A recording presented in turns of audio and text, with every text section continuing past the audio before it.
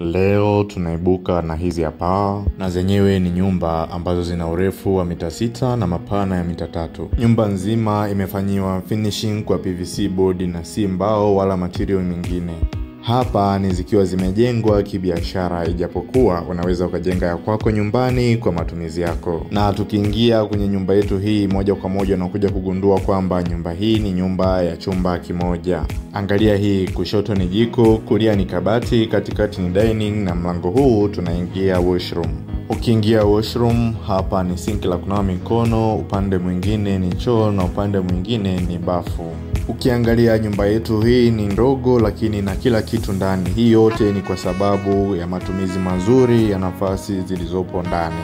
Kwa upande wa mbele kuna eneo la kupumzika ambalo pia kuna ka swimming kidogo. Endelea kutufuatilia Jenga Nasi kwa kuwa yajayo yanafurahisha.